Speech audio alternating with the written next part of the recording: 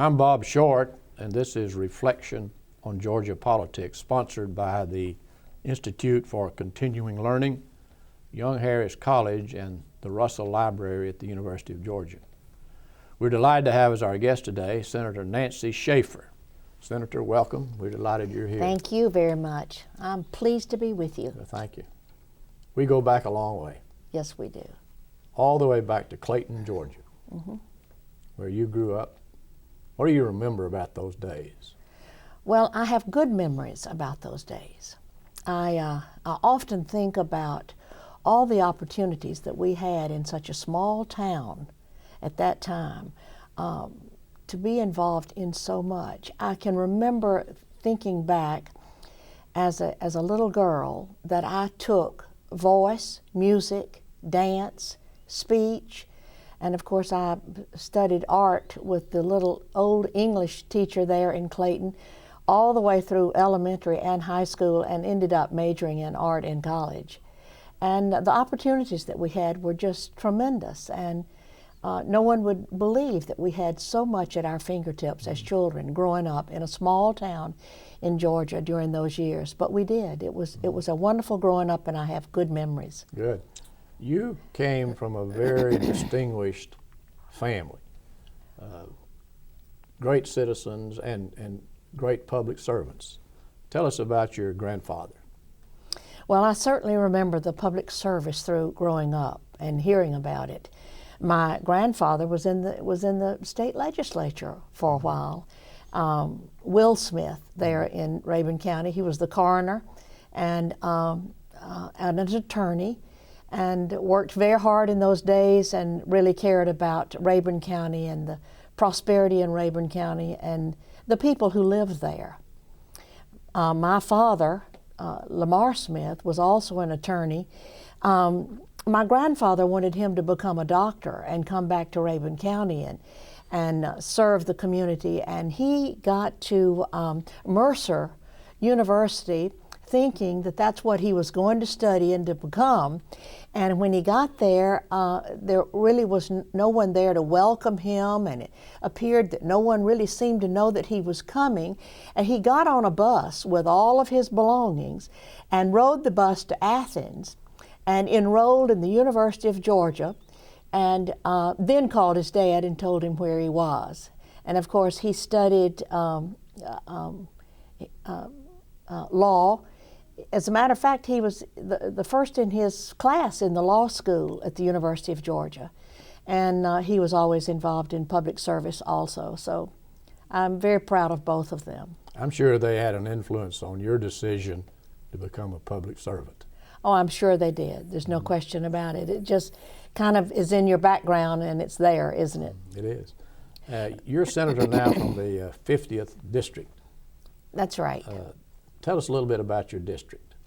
Well, my district is quite large, really. It's 8 counties, from Towns County, Rayburn, Stevens, Habersham, Banks, Franklin, all the way down to Hart County, and then I have a portion of White County.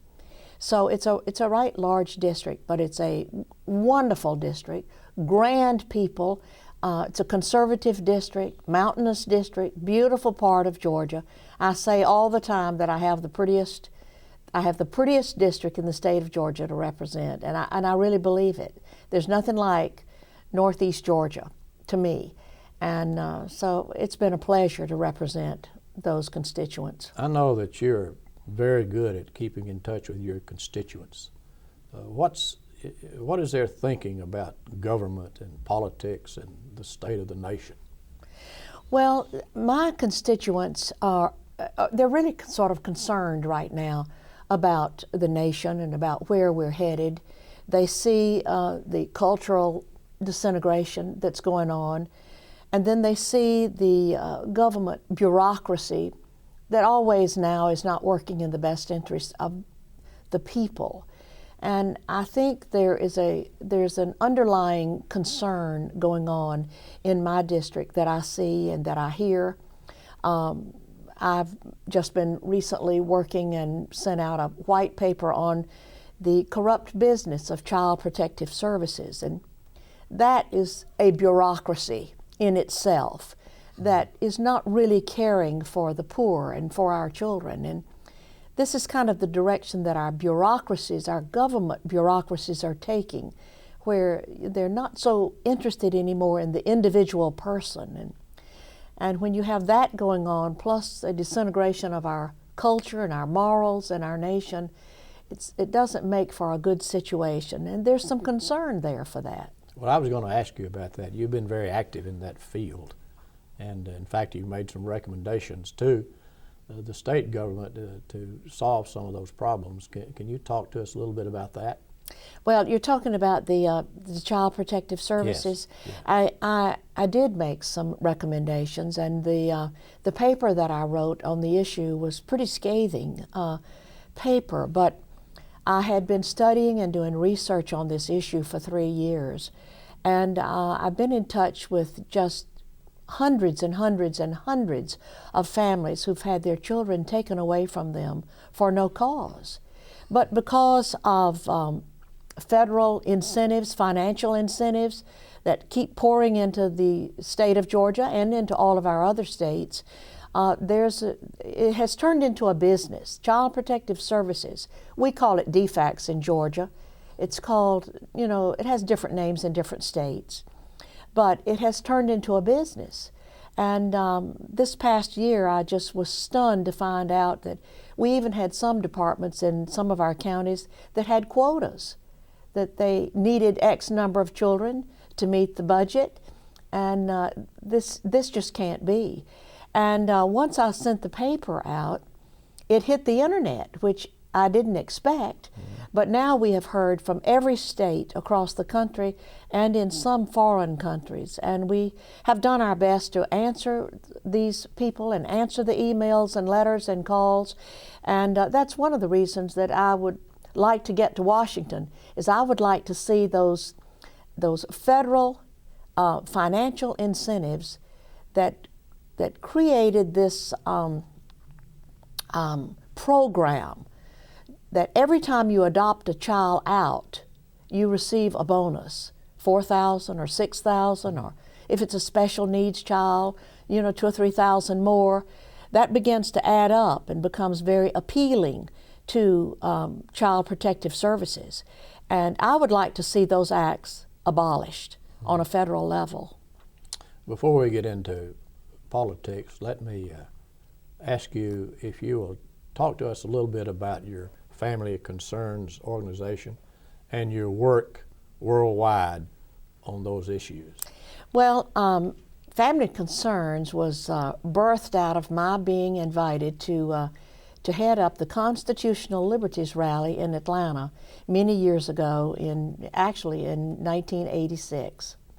And I went on to that program, and I served in that capacity with the Constitutional Liberties Rally for the state of Georgia, and it was held in downtown Atlanta, this huge rally.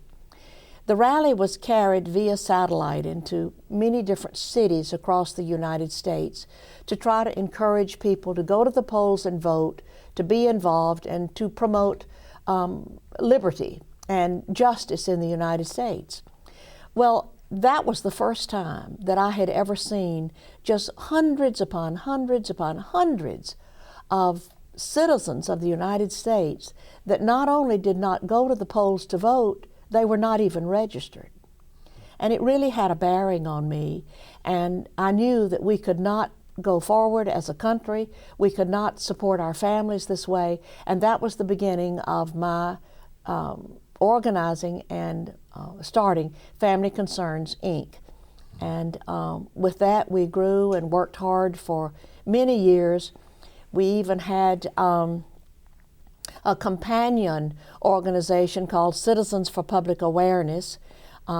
Family Concerns was a 501c3. Citizens for Public Awareness was a 501c4. And at the same time, we opened 2 pregnancy centers in downtown Atlanta. One right in downtown Atlanta, and the other out on Martin Luther King Drive. And we had 2 pregnancy centers going where we were able to help and meet the needs of well over 5,000 women and girls. And you have worked on those programs with the United Nations. That's right. I was closely involved with the Southern Baptist Convention, and they were well aware of my Family Concerns organization, and they invited me to represent the Southern Baptist Convention and Family Concerns at several United Nations conferences in Beijing, China, in Rome, Italy, in Istanbul, Turkey, several in New York. They were quite enlightening. I'll never forget one of those conferences. I think we were in Istanbul, and I heard the leadership of the United Nations talking about the day will come when we will be able to control and ship water from one continent to another. And I've thought about that since in these latter months when we've been struggling with water here in the state of Georgia and the importance of water all over the country and confronting this drought that we've had here. I've thought about that. And you know, I was at those UN conventions for the purpose of upholding the family, speaking up for family rights, to come against abortion, to come against homosexuality in the family, just to protect the family and undergird the family and speak up for the family. When we were in Rome, Italy, we were standing up for many of those family issues, principles and values that our families, you know, when I think back on it, I think, you know, the last 200 years we've prospered in America because of our family values and our principles. And of course, we were there, and I was there at these conventions to uphold those principles and speak up for family values and try to protect the family in all different kinds of ways. And believe me, the United Nations had many documents there where they wanted to divide the family. And one of the areas that we fought against was the Convention on the Rights of the Child, which would have removed any type of parental overview or parental decisions on the rearing of their children. And we came against that. And of course, we came against abortion, and we came against China on their one child per family policy, which to this day they still have, and the atrocities continue on in China for a woman who may be pregnant for the second time, and that is not allowed. So those human rights are so important. And but anyway, we had been standing up for those principles, and we were not being listened to like we felt like we should be. So we had this extra sheet in our hotel room, and on this sheet we cut out the words, the letters, and made the words, United States delegation does not, let's see, how did we have that? United States delegation ignores United States women. And we had several women from other countries that joined us in fixing this banner, and we raised it one afternoon in Rome, Italy, right after a press conference with all the delegates from the different countries. And of course, it just caused a tremendous stir in this room to read United States women ignore, United States delegation ignores United States women.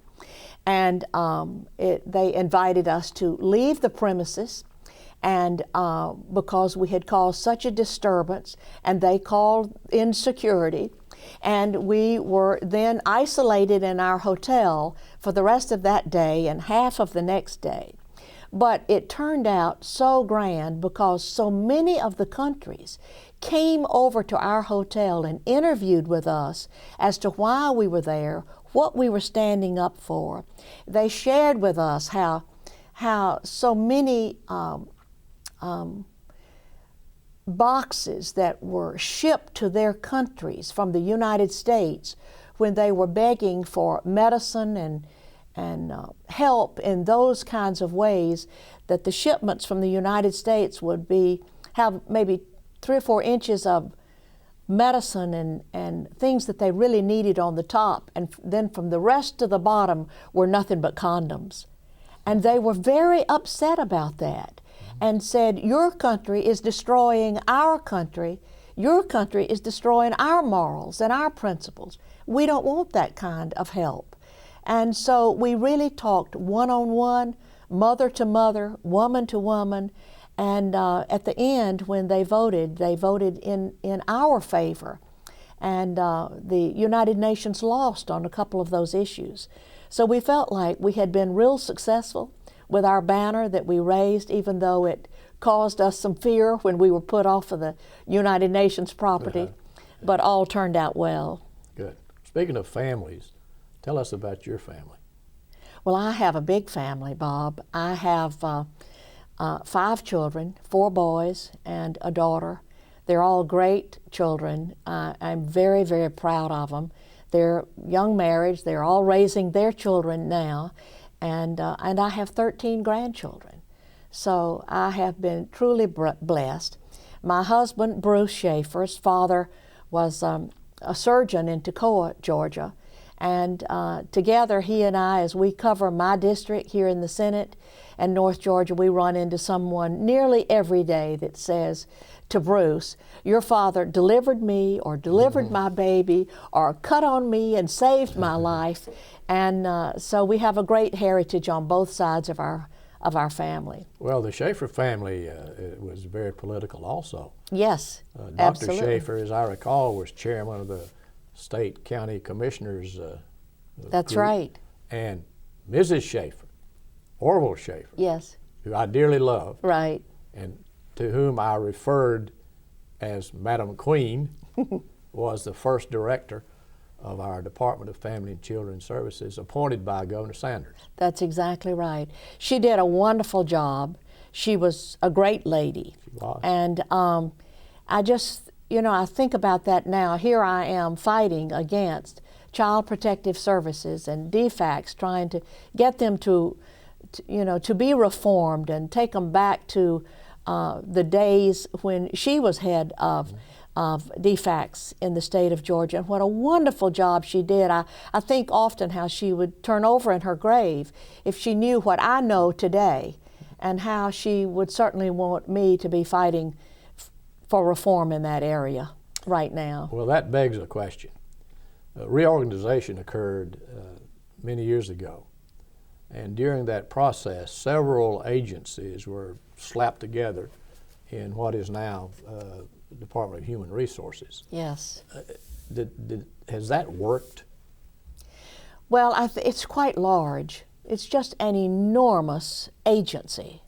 And I think right now our Governor Perdue, is sort of trying to separate some of those agencies out. Our director of DFACS is no longer there. So changes are being made in that agency. Hopefully, now that the session is over, more changes can be made and we can zero in on some other aspects of that. But we cannot be about taking children from their parents. This, to me, I sort of call this a cultural / political phenomenon that's driven by the government, that is there supposedly to take care of families and children. So it's got to change. We've got to have some real reform in child protective services. We're not protecting our children, and we're not protecting our families. And and I think this has a lot to do with the cultural breakdown and the way it affects our government. If our government agencies and bureaucracies are in it just for what's in it for me, or how I can just get by along with the breakdown of our culture, then we're not helping the individual family or the individual person. So we need reform in our government, we need reform in our culture, and I think this is what Americans are being confronted with today, as where we are and what are we going to do about this situation. It affects our security and our prosperity. How about our education in Georgia? Can it be improved? Well, you know, we've had our problems in education in Georgia, and you know, as a Republican and as a mother and of 5 children and 13 grandchildren, I support choice in education. I always believe in competition, and I think when there's competition, it doesn't matter what it's in, then it improves the whole situation. So I've been in favor of the competition that we're entering into our education in the state of Georgia. I'm in favor of some of the vouchers that we're trying to make available for students to be able to get out of one school and into a better school. And so, you know, I'm for being creative with our educational system, making it as good as we can possibly make it. It concerns me that we have so many dropouts. We can't afford to have high school dropouts in Georgia or across the country, because that means that the students graduating in China and in other countries are soon going to overtake what we're producing here in the United States. Education is critically important, and our children must be educated in all of these areas, and they've got to finish high school and go on and graduate from college. So, and I appreciate what our governor has been doing in regard to trying to promote children staying in high school and graduating. Our dropout rate is not good, and it is something that we must overcome.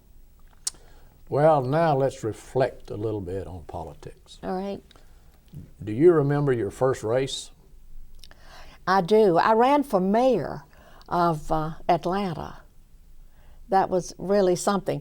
I had been attending meetings trying to help find a candidate. And at the last meeting I attended, I turned out to be that candidate. And Bruce was on a golf outing that weekend. And when he came home, he had a mayoral candidate on his hands. And so we really had a time. But it was a tremendous experience, just a wonderful experience. I was able to cover the entire city of Atlanta. I met lots of wonderful black pastors. And even then, when I talked about choice in education, they said, "Do you mean there could be a way to get our children out of these drug-infested schools?" And I said, yes. And I loved meeting them. I loved going all over the city of Atlanta. It was a marvelous experience. And that's when Bill Campbell was running against me at that time. And I remember how Bill kept picking up on my speeches. And he would copy what I would say. And one day after we got through speaking, I said, "Bill, I'm going to send you a bill." And he said, "Why?" And I said, "Because I'm writing your speeches." And but it was a grand experience, and I enjoyed every minute of it. Let's talk a minute now about your party choice. Like most Georgians, your grandfather, who was a politician, a successful one, your dad, yes, you know, the Schaefers were all Democrats because that's right. that was the party. Now we have no longer an emerging Republican Party. We have a very strong Republican Party in Georgia. Right. What caused you to decide to be a Republican? Well, I think as I came along, and I always respected my folks, my mom and dad, and Bruce's mother and dad, the Schaefers. We always respected what they stood for, and I think actually, Bob, I think they stood for then exactly what I stand for now. It just somehow or another, we just shifted parties, and I began to see those in the Democrat Party that I didn't align myself with any longer. And because of that, that's why I changed parties, because I liked the platform of the Republican Party that certainly, first of all, that was pro-life. Mm-hmm. And they kept the pro-life plank in that platform, and I was grateful for that, and in many other areas where maybe it was becoming a little more conservative. And that's why I joined the Republican Party. I think that happened to a lot of people. As a matter of fact, I think President Reagan said, I didn't leave them, they left me. Yes. And that's kind of what happened to me. I don't think my beliefs and my principles and values are different, because I know that mine are exactly like my parents. Yes. And so therefore it just shifted from one party to another. Well, you were successful in 1994 of securing the Republican nomination for lieutenant governor. How was that race? Well, that was a fun race. I was the Republican nominee that year, and we ran a hard race. We did not win against Pierre Howard, the lieutenant governor, but I think we gave him a good scare. Yeah. And we had a good race. We learned a lot. You learn a lot by running, and so I enjoyed that. I enjoyed that campaign. And it meant a lot to us, and it meant a lot to the people of Georgia, where I would talk about my principles and my values. Mm-hmm. So I think you could be considered a pioneer in the Republican Party. You have been there for a number of years now, and now that the Republican Party is in control of the state of Georgia, you certainly should be proud of your activities in that area. Going forward, right, for a minute, and then we'll get back to some reflections, but going forward for a minute, you're now a candidate for Congress. That's right. I qualify in the end of this month. Mm-hmm. So, and those are our plans right now, to qualify the end of this month. And the session is over, so now I have a little time to turn to that. We were, very busy. You know what a session is like. Yes. At the Capitol. You don't have time to think, and so we are now turning our attention to that, and are planning to qualify the end of April. Have you arrived at a platform? Well, I haven't written it up yet. We're writing sort of a little overview right now of all of my issues, and we'll have them on our website soon. My views on the issues, and so we're in the process of doing that right this minute.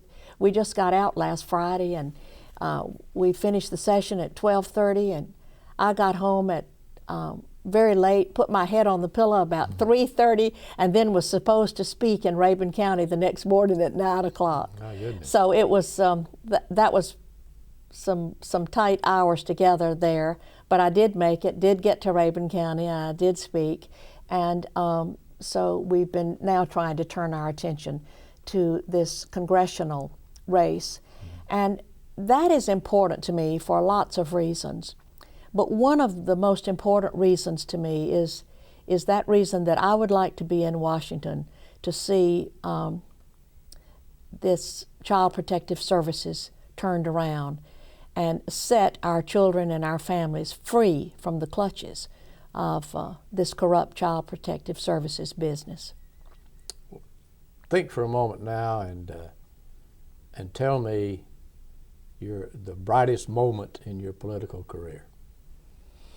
Oh my goodness. Well, I guess my win for governor, my win for the Senate was an exciting evening, because I had a longing to represent Northeast Georgia. I had a longing to represent Clayton, where I grew up, the people that I know, that I love, all over the mountains and the hillsides. And, I had that longing in my heart to represent them and to do everything that I could possibly do to promote Northeast Georgia. And I think that was a wonderful victory to me that night when I won the Senate race for the 50th District, because I felt like that I was representing home, and that I was representing the people that I love, and that I would do everything that I could do to help Northeast Georgia. And I've worked real hard at that, Bob. You have. What has been your biggest disappointment? Well, let me see. I've been so busy all of my life. I guess my biggest disappointment maybe has been introducing bills in the General Assembly and not being able to get them passed. it takes a long time to work a bill through and to get it just right, to get people both in representatives in the House and in the Senate to uphold your views on the issues that you think are important. And although I did have some success in my 4 years in the Senate representing the 50th District, I would like to have gotten a few more bills passed that I cared very deeply about. And I think that's a disappointment for most every senator and representative down there, when they really pour their heart into legislation and work hard to get it passed and then it just doesn't get through. I think that's kind of a disappointment. Looking ahead, Yes, it's either Washington or back home. that's right. What if it's back home? Well, that would be fine. You know, Bruce and I probably would enjoy a few days without a schedule and without an appointment the next morning real fast, you know. We probably would enjoy that and would just consider it a blessing. We pray very much about our undertakings. And we have prayed quite a lot about my run for this congressional seat. And if it is not the will of the Lord, we don't want to be in there anyway, because, you know, to be out of kilter there would not make it successful. So we have prayed about being in the center of His will as we enter into this. And, you know, this is the 1st of April. We don't qualify till the end of April. So, you know, our plan is to qualify, but anything could happen between now and then. And we're always open and we're listening. Okay, it's day one in Washington. What does Congressman Schaefer do? Well, you know, I have some friends that are congressmen in Washington and that I talk to quite a lot. And I think that I would work well with them. I don't feel like I would have a problem working with our congressional delegation. I think we're sort of on the same page with a lot of issues. So, and I have a lot of friends in Washington. I have a lot of 501c3 organizations that are there that have supported me through the years, actually. And so I feel like that I would blend in and get off to a good start quickly. Good. Do you have any preferences when it comes to committees? Well, you know, I have enjoyed serving on economic development in Georgia. It just has been a grand experience for me. I think I have a lot of that within me that I didn't know that was there, that I like to get out and work toward economic development for our people. That's why I have worked so hard on that visitor center in Tallulah Falls, is because I would like to see tourism boom in Northeast Georgia. It's it's important to Northeast Georgians, and I'm concerned about the job element across the country for our middle class Americans. And I think jobs are important, and that's another reason why I'm so interested in economic development, is that we can protect our jobs and not send them all offshore, but protect our jobs for our people living in the United States. That concerns me. I also am very interested in children and youth, of course, and family issues and those committees that protect that. I'm interested in ethics, and I have appreciated serving on the Ethics Commission. And of course, I served on appropriations in the state of Georgia. And appropriations is so important, which directs where that money is going. And we need efficiency and integrity in the Committee on Appropriations. And so I would be interested in serving in those capacities. I'm also interested in security and Homeland Security, and would be interested in serving there. Senator, what in your opinion has caused this great surge towards Republicanism in Georgia? Well, Bob, I think it goes back many years, and the shift was just gradually made. I do think social issues had a huge bearing on this, because those were your everyday Americans going to the polls to vote what they cared about. And as they looked at the numbers of abortions growing in the state of Georgia and across the country, and they looked at the breakdown of the family and the breakdown of the home, and prayer being removed from schools, and the decisions made by the United States Supreme Court that were just taking away rights and liberty and freedom. I think all of this came into play and had a bearing on looking to the party with a platform that had a pro-life plank in it and was sort of beginning to fight for these conservative social issues. And people began to gravitate to that. I did. I looked to the party because, one, for the pro-life issue and for family issues. And so I think others did the same thing. And it grew until the Republican Party became stronger and stronger. And as I said before in our interview, a lot of those values and principles were the same values that my parents had as Democrats years before this. So it's just been a shift there in issues, I think, and the party that showed the stronger attempt to answer some of these questions on social issues that emerged as being the stronger party at that time, and more people gravitated then to the Republican Party. I would think that was had a strong bearing on the shift between one party to the other. And then, of course, now today we're looking at Homeland Security, and we're looking at lots of other issues that are tied in together with our government and prosperity and you know, so much more. But the social issues, I think, brought out those voters. As you know, we do not have voter registration in Georgia. Should we?